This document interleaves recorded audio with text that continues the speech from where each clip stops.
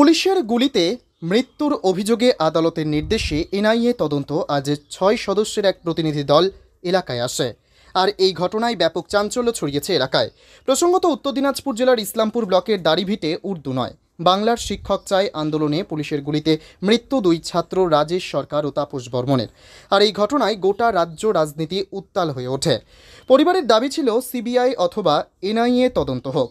পরবর্তীতে আদালতের নির্দেশে এনআইএ তদন্ত শুরু হয়। অভিযোগ, রাজ্য পুলিশ এনআইএকে তদন্তে সহযোগিতা না করায় পরবর্তীতে আবারও এনআইএ তদন্তের নির্দেশ দেয় আদালত। আর আজ ওই ঘটনাস্থল পরিদর্শন করে তদন্ত শুরু করেন এনআইএর প্রতিনিধি দলের সদস্যরা। পুলিশের গুলিতে নিহত তাপস বর্মনের বোন ডলি বর্মন কি বলছেন শুনে নেওয়া যাক। কারা এসেছিল বাড়িতে? এনআইএর লোকরা।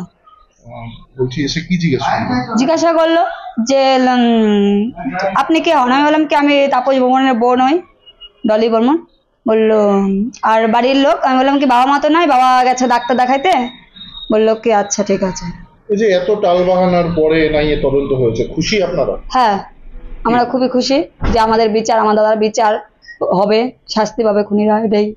এই যে এতদিন ধরে এত টালবাহানা চললো, রাজ্য সরকার এত টালবাহানা করলো, তারপরে এনআইএ তদন্ত, কি মনে হচ্ছে বিচার পাবেন? হ্যাঁ, বিচার পাবোই আমরা।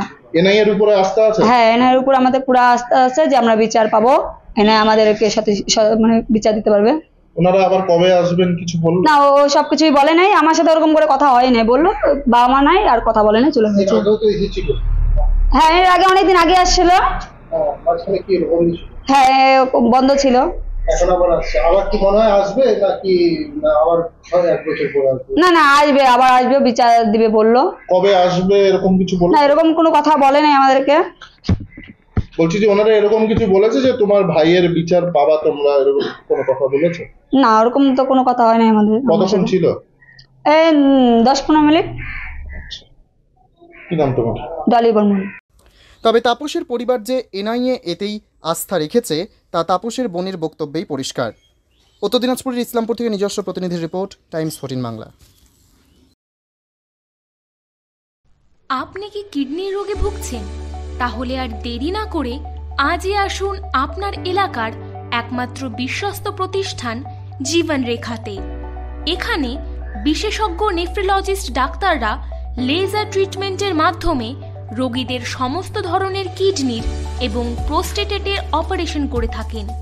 রোগী দেখছেন nephrologist doctor Arkaprava Chakraborty, SSKM hospital, Kolkata. Doctor Sunil Kumar, Apollo hospital, Kolkata. Doctor Pinaki Mukherjee, NRS hospital, Kolkata. এছাড়াও এখানে প্রতিদিন অপারেশন করছেন ও বহির্বিভাগের রোগী দেখছেন ইউরোসার্জন ডক্টর আতার কাশিম, PG হসপিটাল, কলকাতা। তাছাড়াও এখানে স্বাস্থ্যসাথী কার্ড ও ওয়েস্ট বেঙ্গল হেলথ স্কিমের সুবিধা রয়েছে। আমাদের ঠিকানা রায়গঞ্জ, উকিলপাড়া। বিশদে জানতে কল করুন 8373066655 অথবা 8373066644 এই নম্বরে।